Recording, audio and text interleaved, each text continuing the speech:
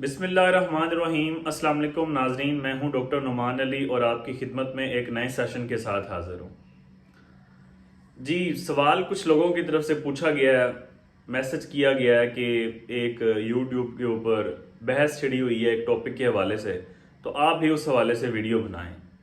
तो सवाल ये है कि क्या बकरी को या बड़े जानवर गाय भैंस को जब वो बच्चा देती है तो उसके बाद जो वो प्लेसेंटा या जिसे फार्मर की लैंग्वेज में जेर जेर जैसे अल्फाज से बुलाया जाता है, तो क्या वो माँ को खिलाना चाहिए या नहीं खिलाना चाहिए? क्या वो माँ की सेहत के लिए बेहतर है? उसका इस बात से कोई ताल्लुक है कि माँ अगली बार जल्दी हीट में आएगी, जल्दी प्रेग्नेंट हो जाएगी, तो इसका कोई फ़ायदा है या नहीं है? या फिर अगर इसे खिला दिया जाए तो इसका नुकसान क्या हो सकता है? तो ये बहस इस तरह छिड़ी कि किसी गोट फार्मर ने वीडियो अपलोड की जिसमें उसने बताया, इसके फ़ायदे बताए कि इस तरह हम खिलाते हैं और ये इसका फ़ायदा है। जो फ़ायदे मैंने अभी बात की कि बकरी जल्दी हीट पे आती है और अगली बार जल्दी प्रेग्नेंट हो जाती है। तो इस तरह कई यूट्यूबर्स जिनमें डॉक्टर हजरात भी हैं और जिनमें फार्मर भी हैं, उन्होंने अपनी अपनी जो एक्सपीरियंस है या अपना नॉलेज है वो शेयर किया है।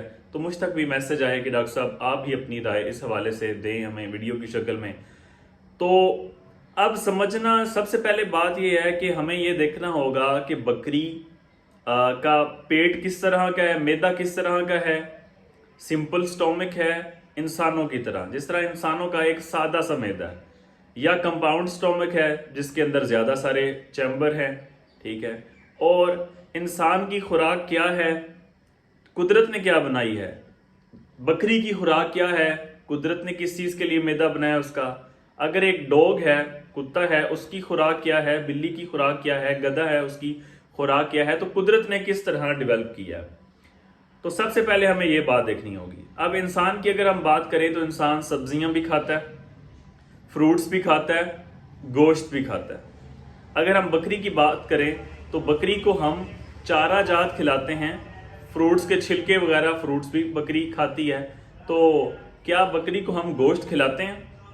क्या बकरी को हम चिकन, बीफ, मटन, किसी चीज़ का गोश्त खिलाते हैं?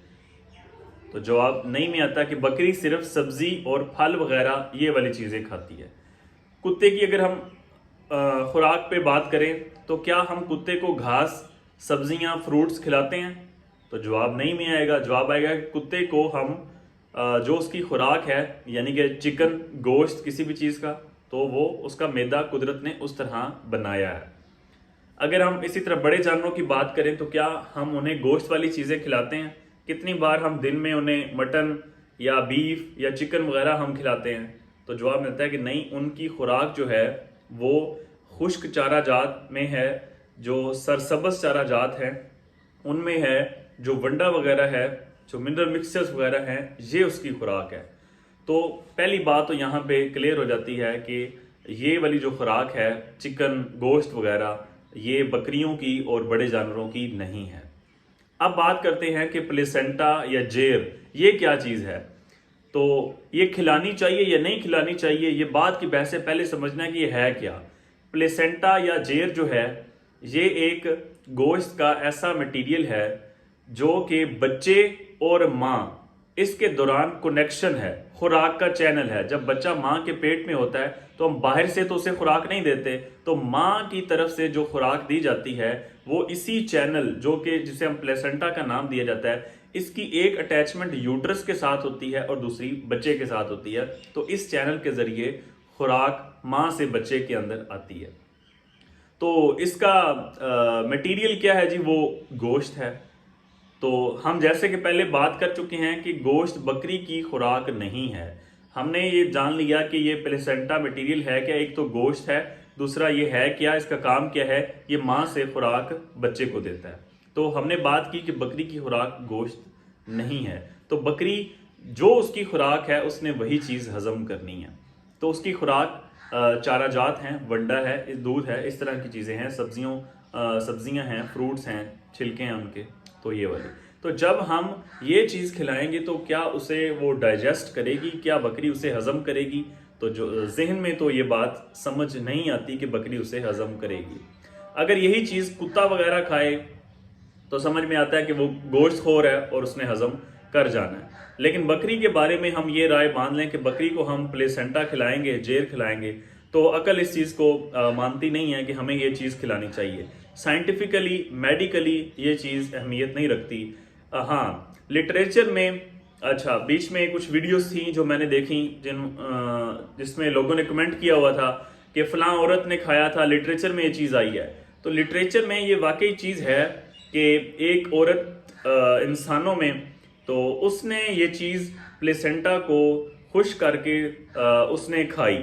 तो ये कहीं इक्का दुक्का केस, किसी ने पागलपन में आके ये चीज़ की है, तो वो लिटरेचर में है। और अगर हम ये देखें कि ये बेसिकली है क्या चीज़, तो बेसिकली ये प्रोटीन है ना, प्रोटीन इन नेचर है, तो कहीं ना कहीं जाके इसका फ़ायदा तो होना ही है। अब जो लोग इस चीज़ को खिलाते हैं जानवरों को, तो वो ये क्लेम करते हैं कि जी ये एनर्जी का बहुत बड़ा सोर्स है, इससे जानवर को बहुत एनर्जी मिलती है। पहली बात तो ये है कि ये चीज़ हजम नहीं होनी बकरी के अंदर, और ये बगैर हजम हुए जानवर को एनर्जी नहीं देगी। तो जब ये हजम ही नहीं होगी, एनर्जी नहीं दोगी, तो ये अंदर ही गाल सड़ के ये चीज़ निकल जाएगी। तो ये बकरी के लिए एनर्जी का कोई रिसोर्स नहीं है।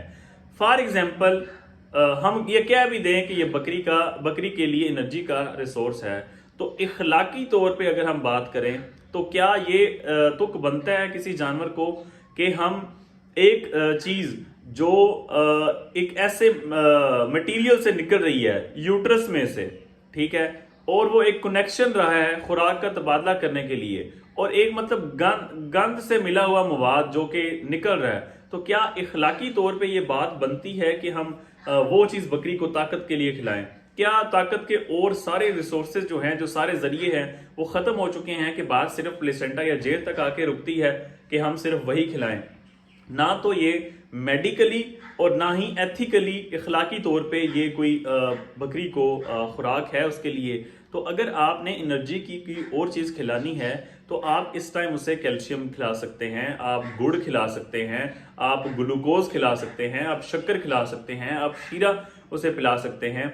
आप इस तरह की जितनी भी जो प्रोडक्ट्स हैं ये आप उन्हें खिला सकते हैं इस वक्त एनर्जी रिसोर्स के लिए। आप उसे डेक्सट्रोज की ड्रिप वगैरह लगा सकते हैं। तो ये वो सारी चीज़ें हैं जो कि करनी चाहिए, ना कि हमें बकरी को जेर खिलानी चाहिए। एक तो ये है कि ना ये हजम होगी और ना ही ये उसके लिए एनर्जी का कोई रिसोर्स है। दूसरा ये है कि अगर ये हजम सही तरह ना हुई और अंदर ही इसने कोई मैदे का इश्यूज वगैरह, डाइजेस्टिबिलिटी के इश्यूज, इनडाइजेशन का इशू बना दिया, हजम ना हुआ, तो इससे जानवर की जान भी जा सकती है।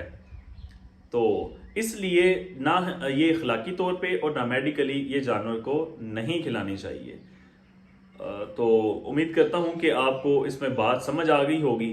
तो इसके हवाले से और भी कुछ क्वेश्चंस थे लोगों के, जिसमें ये है कि प्लेसेंटा अगर अंदर रह गई है, ठीक है, बाहर नहीं निकली, जानवर ने खुद नहीं निकाली, तो उसको किस तरह निकालना चाहिए, या अगर अंदर रह गई है तो उसका ट्रीटमेंट कैसे करना चाहिए, क्या ये अंदर इन्फेक्शन कर देगा या नहीं कर देगा। तो इस तरह के बाकी और सारे सवालात भी हैं जो इंशाल्लाह अगली वीडियो में मैं कवर करूंगा। उम्मीद करता हूं कि यहाँ तक आपको बात समझ आ गई होगी। अगर किसी भाई का कोई भी किसी किस्म का क्वेश्चन जानवरों के हवाले से है तो आप कमेंट सेक्शन में पूछ सकते हैं। बहुत शुक्रिया।